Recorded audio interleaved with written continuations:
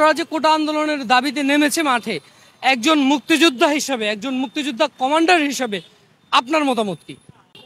কোটা নিয়ে তারা যে মিথ্যাচার করছে এটা আসলে সঠিক নয়। প্রত্যেকটা মুক্তিযোদ্ধার সন্তান বা তাদের জন্য যে কোটাটা রাখা হয়েছে এটা হলো তারা নর্মাল পরীক্ষাগুলো দিয়ে পাশ করার পরে এই কোটা ইমপ্লিমেন্ট করা হয়। আমি কোটা সংস্করণ করার আমি বিপক্ষে না। এটা এটা 10% হতে পারে, 15% হতে পারে, কিন্তু সেটাও কি ফিল আপ হবে কিনা আমি জানি না। আমাদের ছেলেরা এখন অনেক বয়স হয়ে গেছে, এখন চাকরির অবস্থায় আমাদের ছেলেরা নাই।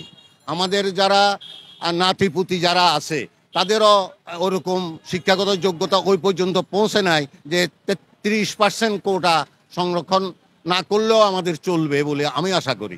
এটা আমার ব্যক্তিগত অভিমত। সবাই যে ভারতে গিয়ে ট্রেনিং নিয়ে যুদ্ধ করতে পারবে সেটা আমি আশাও করি না।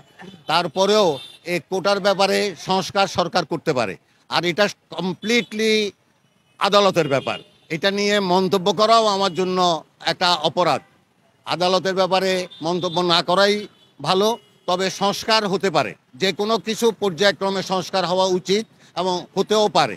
এটার জন্য আমার কোনো দ্বিধাদ্বন্দ্ব নাই। কমানো বাড়ানো সব সময় যায়, কিন্তু আমি যতটুক আমার ধারণা যে এই কোটাটা কখনোই 35% হয় নাই বা 30% হয় নাই। কখনো আমাদের সন্তানেরা সেখান পর্যন্ত অতগুলা পরীক্ষা দিতে পারে নাই বা অত পরিমাণ নাইও।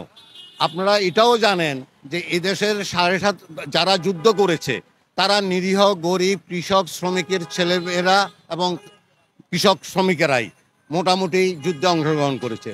আমাদের অর্থনৈতিকভাবে সেই আমলে পূর্ব পাকিস্তানে যেই সব লোক সলভেন্ট ছিল তাদের কোনো ছেলে একটা পার্সেন্টেজে গেছে, হয়তো 1% থেকে 5%, এটার বেশি যায় নাই, কিন্তু গরিব মেহনতি মানুষের ছেলেরাই এখানে অংশগ্রহণ করেছে। সুতরাং সেটাও আমাদের চিন্তা করতে হবে। যাদের ছেলেরা MA পাস করে নাই, তারা BCS বা অনার্স পাস করে নাই, BCS দেওয়ার কোনো স্কোপ নাই। আমি যতটুকু আমার হিসাব নিয়েছি, এখানে প্রথম দিক থেকে 1 থেকে 2% মুক্তিযোদ্ধা সেই চান্স পেয়েছে, আর বাকিগুলা কোটা ছাড়াই মেধাতে চলে গেছে। আর যেখানে লাস্ট 3 বছর, এটা বন্ধ করার আগের 3 বছর 7.5% পর্যন্ত মুক্তিযোদ্ধা কোটাতে অংশগ্রহণ করতে পেরেছে এবং চাকরি পেয়েছে।